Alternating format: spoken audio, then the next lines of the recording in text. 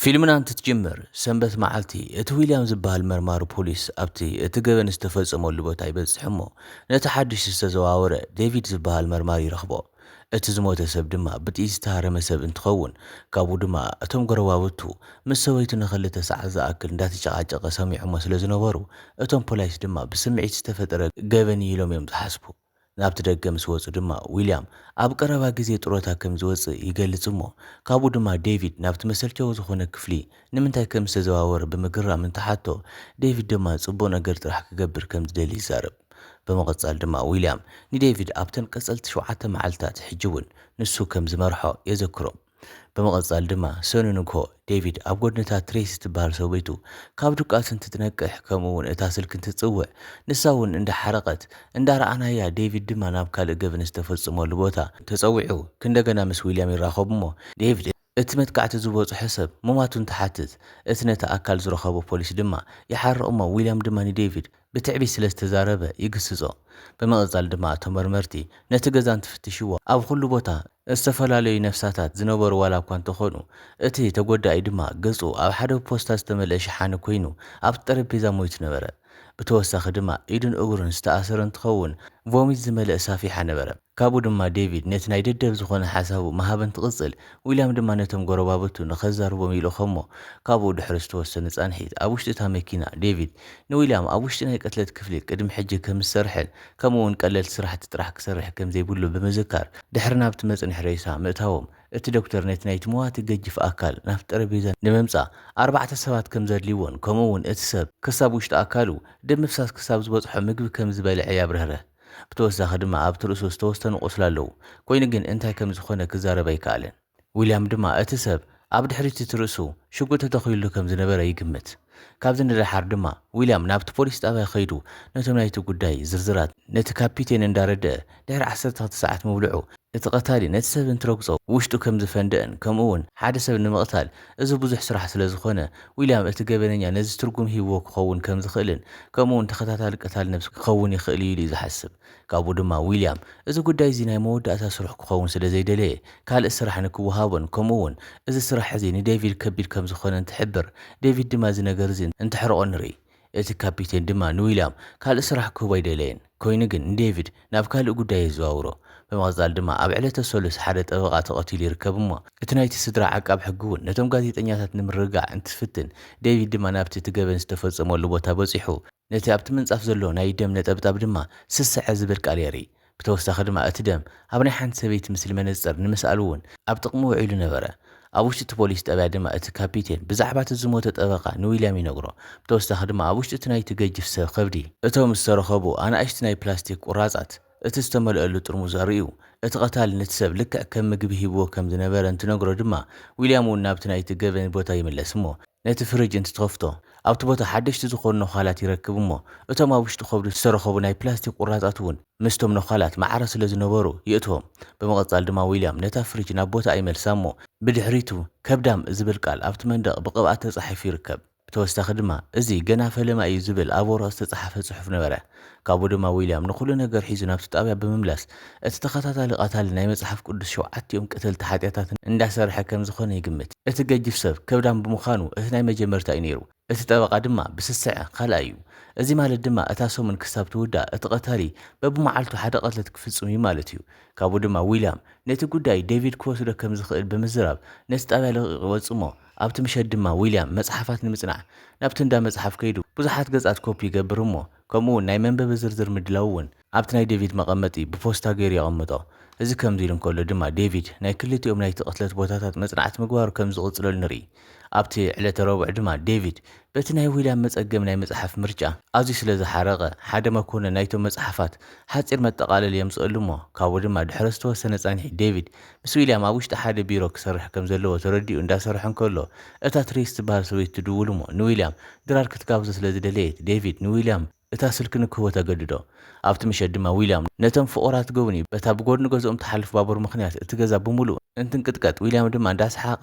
እንትቕልድ ንሪኦ። ካብኡ ድማ ድሕሪ እቲ ድራር ክልቲኦም ሰባት ብዛዕባ እቲ ጉዳይ እንትመያየጡ ዴቪድ እቲ ቀታሊ ኣብ ዕለተ ዓርቢ ከይተረኣየ ኣትዩ ኣብቲ ቀዳሚ ሰንበትን ድማ ነቲ ጠበቓ ከሳቀዮ ከም ዝኽኣልን በመቐጻል ድማ ነቲ ተጎዳኢ ፍርቂ ኢሉ ዝኣክል ናይ ባዕሉ ስጋ ብኸራኑ ክቆርፅን ከምኡውን ኣብ ሚዛን ንኽምዘና ገዲድዎ ከም ዝነበረ ይዛረብ። ኣብቲ ቦታ ድማ ካብ ሓደ መጽሓፍ ዝተወሰደ መዘከርታ ነበረ። ካብኡ ድማ እቲ ስጋ ካብቲ ናይቲ ጠበቓ ከብዲ ተቆሪፁ ስለ ዝነበረ ብዙሕ ደም ይፈሶ እሞ ኣብ መወዳእታ ድማ እቲ ሰብ ይመውት። ዊልያም ድማ እቲ ቀታሊ እንዳሰበኸ ከም ዝኾነ ይግምት። ካብኡ ድማ ዴቪድ በቲ ደም ዝተሰኣለ መነጽር ዘለዎ ምስሊ እንተርእዮ ንርኢ። ካብኡ ድማ እዛ ሰበይቲ እዚኣ ናይቲ መዋቲ ሰበይቱ እንትትኸውን ንሳውን ድሕነቱ ናብ ዝተሓለወሉ ቦታ ተላኢኻ ነበረት። እቲ ዝተደናገረ ዊልያም ድማ ዘይረኣይዎ ግን ከዓ ክርእይዎ ዘለዎም ነገር ከም ዘሎ ይድምድም እሞ እቶም መርመርቲ ነታ ሰበይቲ ንምጉብናይን ከምኡውን ፍሉይ ዝኾነ ነገር እንተርእዮ ንምፍላጥ ነቶም ናይቲ ገበን ዝተፈጸመሎም ቦታታት ምስሊ ንምርኣይ ወሲኖም እንተርእይዎ እታ ሰበይቲ ድማ እቲ ኣብቲ መንደቕ ዘሎ ምስሊ ዝተገልበጠ ከም ዝኾነ ትሕብሮም።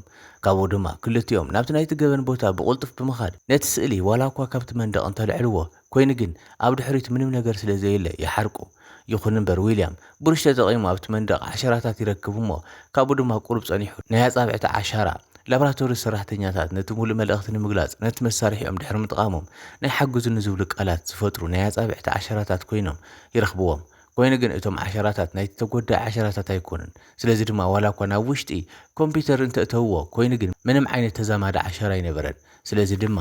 ኣብ ዕለተ ሐሙስ ፖሊስ እቶም ዓሸራታት ናይ ሓደ ቪክተር ዝበሃል ሰብ ከም ዝኾኑ ዝፈለጠ እንትኸውን ንሱ ናይ ኣእምሮ ሕማም ታሪኽን ከምኡ ነዊሕ ናይ ገበን መዝገብ ዘለዎ ሰብ እዩ። ስለዚ ድማ ኩሎም ፖሊስ ንቪክተር ንምህዳን ነቲ ጣብያ ለቂቆም እንትኸዱ ዊልያም ግን እቲ ትክክለኛ ሰብ ንሱ ከም ዘይኮነ እዩ ዝሓስብ። ካብኡ ድማ ድሕሪ ዝተወሰኑ ደቃይቕ እቲ ጉጅለ ነቲ ናይ ቪክተር ህንፃ ነቲ በሩ ብምስባር ናብ ውሽጢ ይኣቱ እሞ ነቲ ረሳሕ ዝኾነ ገዛ ይፍትሾ። ኣብቲ ላዕሊ ድማ ነቲ ጨና ንምጽዋር ብደርዘን ዝቆጸሩ ናይ ሓደ ጽቡቕ ጨና ዘለዎ ተኽሊ ቆጽልታት ተሰቒሎም ይርዩ። ኣብ ውሽጢ እቲ መደቀሲ ክፍሊ ድማ ኣብቲ ዓራቱ ቅርጺ ይረኽቡ እሞ ነቲ ኣንሶላ እንተልዕልዎ ነቲ ናይ ቪክተር ዝሞተ ኣካል ይረኽቦ። ካብኡ ድማ እቲ ናይ ዓጽሚ ኩነታት ቅድሚ ዝተወሰነ ግዜ ከም ዝሞተ የርኢ። ኣብ ልዕሊ እቲ ዓራቱ ድማ ኣብቲ መንደቕ ስንፍና ዝብል ቃል ዝነበረ እንትኸውን ብተወሳኺ እውን ዴቪድ እቲ ሰብ ንሓደ ዓመት ብኸመይ ከም ዝኣረገ ዘርኢ ናይ ፎቶግራፍ ሳንዱቕ ይረክብ። ካብኡ ድማ ሓደ ፖሊስ እቲ ዝግባእ ቅፅዓት ከም ዝረኸበ ንምዝራብ ናብ ትሬሳ እንትጽጋዕ ቪክተር ድማ ብርግጽ ብህይወት ነይሩ እዩ እሞ እንዳሰዓለ ሃንደበት ይነቅሕ።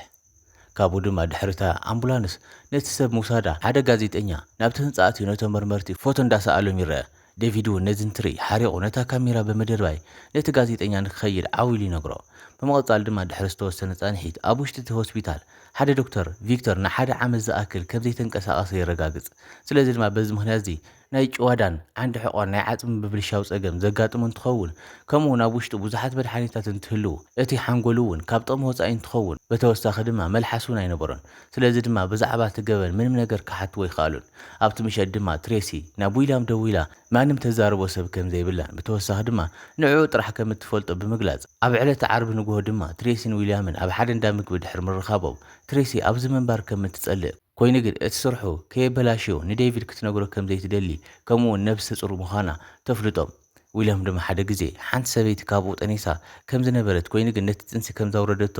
እንትትነግራ ትሬሲ ድማ ቆልዓ ክትወልድ ከም እትደሊ ኮይኑ ግን ኣብዚ ዓዲ እዚ ግን ክትዕብዮ ከም ዘይትደሊ ትዛረብ። ካብኡ ድማ ዊልያም እውን ነቲ ቆልዓ ንምውላድ ወይ ድማ ንዘይምውላድ ክሳብ ትውስን ንዴቪድ ከይትነግሮ ይመኽራ እሞ ትሬሲ እውን እንዳበኸየት ንሪኣ። ብምቕጻል ድማ ካብዚ ንድሓር ዊልያም ናብ ስርሑ ብምኻድ ምስቲ እቲ ቀታሊ ዕውዲ ኢሉ ዝሓስብ ካብ ዴቪድ ዝተወሰኑ ሓበሬታታት ይርኢ። ኮይኑ ግን ዊልያም እቲ ነዚ ቅትለት ዝፈጸሞ ሰብ ብጣዕሚ ጥበበኛ ዝኾነ ሰብ ከም ዝፈጸሞ እዩ ዝሓስብ። ቀጺሉ ድማ ንዴቪድ ናብቲ እቲ እንዳ መጽሓፍ ይወስዶ እሞ ብዛዕባ እቶም 7 ቀተልቲ ሓጢኣታት ዝገልጹ ሓደሽቲ ናይ መጽሓፍ ዝርዝራት ድሕሪ ምድላው ንምሳሕ ናብ ሓደ እንዳ ቢዛ ይምርሑ። በመቐጻል ድማ ዊልያም ብጣዕሚ ሓደገኛ ዝኾነ ሓደ ነገር ንኽገብረሉ ንሓደ ሰብ ብትሕቲ ጠረጴዛ ገንዘብ እትቦ ንርኢ። መጀመርታ ዊልያም ባዕሉ ካብ ረህራህ ኣይደለየን። ስለዚ ድማ ዴቪድ ክሳብ ዝዛረብ ይሕርቆ እሞ እቲ ሰብ ናይ FBI ተወካሊ ስለ ዝነበረ ሓደ እንዳ መጽሓፍ ከም ዝነበሮን ስለዚ ድማ እቶም ኣብቲ ዝርዝር ዘለዉ መጽሓፍ እቲ ዝተኻርዮም ሰብ ከም ዝደልየሎም ይነግሮም። በመቐጻል ድማ ድሕሪ ሓደ ሰዓት ካብቲ ሰብ ሪፖርት ይረኽቡ እሞ ከምቲ እቲ ሪፖርት ዘርእዮ ድማ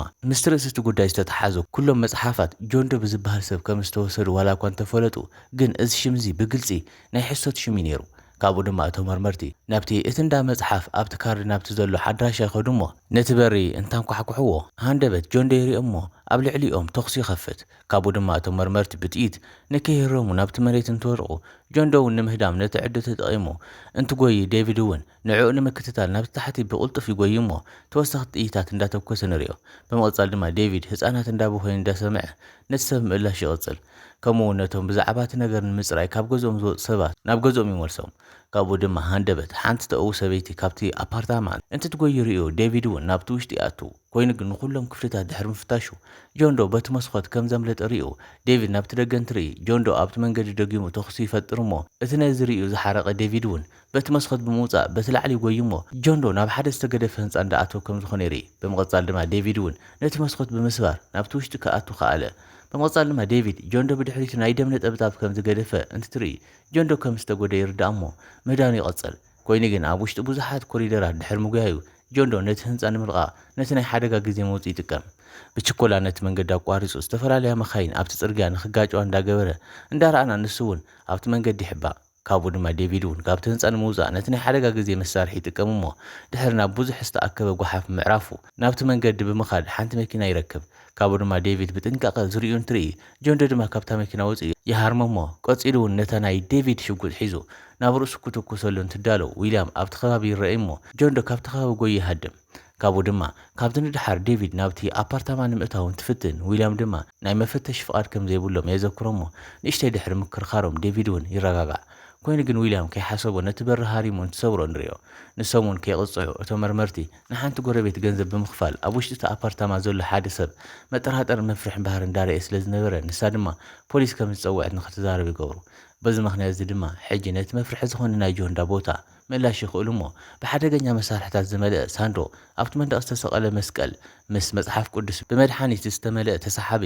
ከምኡውን ካብቲ ቅትለት ዝተረኸቡ ነገራት ዘለዎም ሳንዱቓት ዝረኸቡ እንትኾኑ ከምኡውን ናይ ሓንቲ ጃኬት ዝገበረ ሰበይቲ ምስሊ እውን ኣሎ ብምቕፃል ድማ ዊልያም እቲ ናይ ተቐታሊ ጽሑፍ ዝመልአ ብዙሕ ናይ መዘከርታ ደፍተር እንትረክብ ዴቪድ ድማ ኣብ ውሽጢ ሓደ ዝተሓበአ ክፍሊ ናይ ኩሎም እቶም መወቲ ምስሊ ይረክብ ብተወሳኺ እውን ነቶም ኣብታ መዓልቲ ንሳ እቲ ጋዜጠኛ ዘልዕሎም ፎቶታት ኣብ ውሽጢ ገንዳ እንትርኢ እዚ ማለት ድማ እቲ ጋዜጠኛ ከይፈለጥዎ ምስ ተቐታሊ ከም ዝተዘራረበ ይርዳእ ድሕሪ ዝተወሰነ ጻንሒት ድማ እቲ ናይ ፎረንሲክ ጉጅለ ሓደ ብገንዘብ ዝተመልአ ሳንዱቕን ከምኡውን ሓደ ትኬት ይረክብ ኮይኑ ግን ኣብ መላእ እቲ ኣፓርታማ ዋላ ሓደ ናይ ኣጻብዕቲ ዓሸራ ኣይነበረን ነቲ ዝረኸቦ ደፍተር እንተንበቦ ኮይኑ ግን ምስቲ ቅትለት ዝመሳሰሉ መዓልትታት ኣይነበሮን ካብኡ ድማ ኣብዚ ግዜ እዚ ጆንዳ ይደውል እሞ ዴቪድ እንተልዕሎ እውን ንሱ ንዴቪድ ከም ዘድንቆ ኮይኑ ግን ነቲ ሰርፕራይዝ ስለ ዘበላሽይዎ ምንም ተወሳኺ ነገር ምዝራብ ከም ዘይኽእል ይዛረብ ካብኡ ድማ ክልቲኦም ነቲ ደብተር ምንባቦም ቀፂሎም ጆንዳ እንዳሰበኸ ከም ዘሎ ድሕሪ ምርጋጾም እታ ኣብቲ ምስሊ ዘላ ሰበይቲ እታ ቐጻሊት ፍንጮም ከም ዝኾነት ይሓስቡ ኣብ ዕለተ ቀዳም ድማ እቶም መርመርቲ ኣብቲ ደረሰኝ ዘሎ ኣድራሻ ዝኸዱ እንትኾኑ እዚ ድማ ናይ ቆርበት ሹቕ ኮይኑ ይርከብ እቲ ወናን እውን ንጆንዳ ፍሉይ ዝኾነ ነገር ከም ዝሰርሐ ይገልጽ እሞ ከምኡውን ናይ ትምህርቲ ምስሊ እንዳሃቦም ዳርኣና ሃንደበት እታ ኣብቲ ምስሊ ዘላ ሰበይቲ ከም ዝተረኸበት መፍለጢ እታ መሳርሒኦም ድምፂ ተውፅእ እሞ ካብኡ ድማ ክልቲኦም ናብ ሓደ ክለብ ብቁልጡፍ እንትኸዱ ኣብ ውሽጢ እቲ ታሕተዋይ ክፍሊ እታ ኣብቲ ፎቶ ዘላ ነብሳ ሸይጣ ተሓድር ሰበይቲ ፍትወት ዝብል ቃል ኣብቲ በሪ ተጻሒፉ ንሳ ድማ ኣብቲ ዓራት ሞይታ ይረኽብዋ ካብኡ ድማ ሓደ ኣንሶላ ዝተኸደነ ሰብ እውን ነዚ እንትርኢ ኣብቲ መሬት ኮይኑ እንዳእወይ ነበረ ብምቕፃል ድማ ድሕሪ ዝተወሰነ ጻንሒት ኣብ ውሽጢ ጣብያ ዴቪድ ነቲ ናይቲ ክለብ ወናን እንትሓቶ ንሱ ድማ ምንም ሓድሽ ነገር ኣይረኣኹን ዝበሎ እንትኸውን ዊልያም ድማ ነቲ ኣንሶላ ዝተሸፈነ ሰብ ነቲ ኸራ ዘለዎ ናይ ብልዕቲ መሸፈኒ ዝኾነ ነቲ ጆንዳ ዝኣዘዞ ናይ ምህርቲ ምስሊ እንዳረኣየ ይሓቶ ሰብ ድማ ጆንዳ ነቲ መሳርሒ ንኽገብሮ ከም ዘገደዶን ከምኡውን ኣብ ልዕሊ እታ ሰበይቲ ናይ ብዕልግና ነገር ንክፍጽም ንምግዳድ ድማ ኣብ ውሽጢ ኣፉ ሽጉጥ ከም ዝተኸለሉ ይዛረብ እዚ ድማ ነታ ሰበይቲ ብመሰቃዊ ኩነታት ቀቲልዋ ነበረ ድሕሪ እታ መድኸሚት መዓልቲ ድማ ዴቪድ ናብ ገዝኡ ብምኻድ ንትሬሲ ሓቒፉ ከም ዝፈትዋ ይነግራ ዊልያም ድማ ክድቅስ ስለ ዘይከኣለ ነቲ ኻራ ፍጹም ብዝኾነ ዕላማ ናብቲ ናይ ዳርት ቦርድ እንዳደርበየ ንሪኦ ኣብ ዕለተ ሰንበት ድማ ጆንዳ ናብቲ 911 ደው ኢሉ ክንደገና ከም ዝፈጸመ ይዛረብ እሞ ድሕሪ ዝተወሰነ ደቂቃ ድማ እቶም ፖሊስ ሓንቲ ሰበይቲ ኣብ ዓራት ሞይታ ይረኽብዋ ካብኡ ድማ በትናታ ደም ኣብቲ መንደቕ ኩርዓት ዝብል ቃል ይጽሕፍ ከምኡውን መዘከርታታትን ስልክታትን ኣብ ኢዳ ተለጢፎም ዝነበሩ እንትኸውን ጆንዳ ገጻ በጣጢሱ ኣፍንጫ ከም ዝቆረፃን ካብኡ ድማ ብፋሻ ድሕሪ ምእሳሩ ንሓገዝ ምድዋልን ብዝተበላሸወ ገጽ ምንባርን ወይ ድማ ነቶም መዐገዝታት ተጠቒማ ነብሳ መጥፋእ ዝብል ኣማራፂ ዝሃባ ይመስል እቲ ናይታ ሰበይቲ ኩርዓት ድማ ነቲ መዐገሲ ንኽትመርጽ ገይርዋ ነበረ ካብኡ ድማ ኣብ ውሽጢ ጣብያ ዊልያም ነዚ ነገር እዚ ክሳብ ዝውድኡ ጥሮታ ከም ዘይወፅእ ንዳቪድ እንዳነገሮ እንከሎ ሃንደበት ጆንዶ ብደም ተሸፊኑ ናብ ጣብያ ኣትዩ ትኹረት ንኽወሃቦ እንትዛረብ ዴቪድ ድማ ሽጉጥ የውፅእ እሞ ናብቲ መሬት የደቅሶ ካብኡ ድማ እቶም ፖሊስ እውን እንትኸብዎ ጆንዶ ግን ነቲ ጠዋቂኡ ንኽፅውዕሉ ጥራሕ ይሓትት ካብኡ ድማ ነቲ ናይ ኣጻብዕቱ ዓሻራ ንምውሳድ እንትፍትኑ እቲ ቆርበቱ ተቖሪፁ ስለ ዝነበረ ናይ ኣጻብዕቱ ዓሻራ የብሉን ዊልያምን ዴቪድን ጆንዶ ብቐሊሉ ይድከብ ኢሎም ኣይሓሰቡን ስለዚ ድማ መጻወርያ ከም ዝኸዱ እዮም ዝጥርጥሩ ብምቕፃል ድማ ሓደ ጠበቓ ምስ ጆንዶ ተማኺሩ ምስቶም ፖሊስ ስምምዕነት ንምፍጣር ይፍትን ካልኦት ክልተ ሬሳታት ከም ዝተሓውኡ ኮይኑ ግን ጆን ዶ ንዴቪድን ዊልያምን ጥራሕ ናብቲ ቦታ ከም ዝወስዶም ያብራህርህ ብምቕጻል ድማ ፖሊስ ዋላ እኳ ነቲ ስምምዕነት ክቕበል ተዘይደለየ ኮይኑ ግን ነቲ ስምምዕነት ተዘይተቐቢሎም ናይ ኣእምሮ ጸገም ከም ዘለዎ ተዛሪቡ ናብቲ ናይ ኣእምሮ ሕሙማት መንከባኸቢ ሕክምና ከም ዝኣቱ ይነግሮም ነቲ ስምምዕነት እንተተቐቢሎም ድማ ጌገኛ ከም ዝኾነ ከም ዝናዝዝ ይነግሮም ዊልያም ድማ እቶም ተቐቲሎም እዮም ዝተባሃሉ ሬሳታት ትክክለኛ ከም ዝኾኑ እንዳተጠራጠረ ነበረ ስለዚ ድማ እቲ ናይቲ ከባቢ ዓቃቢ ሕጊ እውን ነቶም ናይ ላብራቶሪ ውፅኢታት የካፍሎም እሞ እዚ ድማ እቲ ኣብቲ ናይ ጆን ዶ ክዳን ዘሎ ደም ናይ ክልተ ሓደሽቲ ተጎድእቲ ደም ከም ዝኾነ የረጋግጽ ስለዚ ድማ እቶም መርመርቲ ነቲ ስምምዕነት ካብ ምቕባል ወጻኢ ካልእ ኣማራፂ የብሎምን ካብኡ ድማ ማይክሮፎን ኣብ ልዕሊኦም ንኽልጥፉ ደረቶም ይላፀዩ እሞ እቲ ካፕቴን ምስቶም ጋዜጠኛታት እንትዘራረብ ክልቲኦም ምስ ጆን ዶ ብመኪና ይወፁ እሞ ሓንቲ ናይ ፖሊስ ሄሊኮፕተር እውን እንትኽተሎም ንርኢ ካብኡ ድማ ኣብቲ ናይ ጉዕዞ ወቕቲ እቶም መርመርቲ ብዛዕባ ጆን ዶ ብዝበለፀ ንምፍላጥ ይፍትኑ ግን ንሱ ብዛዕባኡ ንምዝራብ ፍቓደኛ ኣይነበረን ስለዚ ድማ ትስርሑ ፍሉይ ስለ ዝኾነ ክውድእ ከም ዘለዎ ጥራሕ ይዛረብ ዊልያም ድማ እቲ ሃይማኖታዊ ኣመለኻኽቱ ይነኽኦ እሞ ንክዛረብ ገይርዎ ጆን ዶ ምንም ዓይነት ንጹሃት ሰባት ከም ዘይቐተለ ኩሎም እቶም ተጎድእቲ ነቲ ገጅፍ ሰብ ሓዊሱ ካብቶም ገጀፍቲ ሓጢኣታት ብዛዕባ እቲ ሓደ ስለ ዝወደቑ ገበነኛታት እዮም ነይሮም ብምባል ያብራርህሎም ካብኡ ድማ ኣብ ልዕሊ ዴቪድ ምቕላድ ይቐጽል እሞ በብሰኮንድ ብዝበለፀ ቁጥዕ እንዳኾኑ ንሪኦ ኣብ መወዳእታ ድማ ጆን ዶ ነቶም መርመርቲ ነታ መኪና ኣብ ሓደ ብኤሌክትሪክ ዝተመልአ ሜዳ ጠጠው ንኸብሉ ይሓትት እሞ ድሕሪ ሰዓት ምርኣዩ ጆን ዶ ነቶም ፖላይስ ኣብቲ ሜዳ ክመርሖም ይጅምር ካብኡ ድማ ኣብዚ ግዜ እዚ ሓንቲ ናይ ጽዕነት መኪና ኣብቲ መንገዲ ትረአ እሞ ዊልያም ንዓኣ ጠጠው ንምባል እንትጎይ ዴቪድ ድማ ምስ ጆን ዶ ይተርፍ ካብኡ ድማ ዊልያም ብዝተኻእሎ ቅልጣፈ መኪኑ ይገንሕ እሞ ሽጉጥ ኣውፂኡ ካብታ ናይ ጽዕነት መኪና ሓደ ሰብ ንኽወፅእ ይገብር እቲ ሰብ ንዴቪድ ዝተለኣኸ ጥቕላል ሒዙ ዝመፀ ሓደ ተራ ግለሰብ እንትኸውን ዊልያም ድማ ጽቡቕ ከም ዘይኮነ ድሕሪ ምርጋጹ ነቲ ሰብ ንኽጎይ ይፈቕደሉ እሞ ካብኡ ድማ ነቶም ጉጅሉ ነቲ ሰብ ካብቲ ቦታ ሒዞሞ ንክኸዱ ይነግሮም ካብኡ ድማ ዊልያም ነቲ ሳንዱቕ ይኸፍቶሞ በቲ ኣብቲ ውሽጢ ዘሎ ነገር ኣዝዩ ደንጊጹ ጆን ክፉዕ ዕላማ ከም ዘለዎ ይፈልጥ እዚ ከምዚ ኢሉ እንከሎ ጆን ዶ ንዴቪድ ከም ዘድንቖን ከምኡውን ብዛዕባኡ ሓበሬታ ንምርካብ ንሓደ ፖሊስ ግቦ ከም ዝኸፈለ ይነግሮሞ እቲ ናይ ዴቪድ ስሩዕ ሂወት ስለ ዘቕንኦ ነታ ትሬሲ ዝበሃል ሰበይቱ ከም ዝጎብነያን ከምኡውን ርእሳ ከም ዝቆረፃ ይገልጸሉ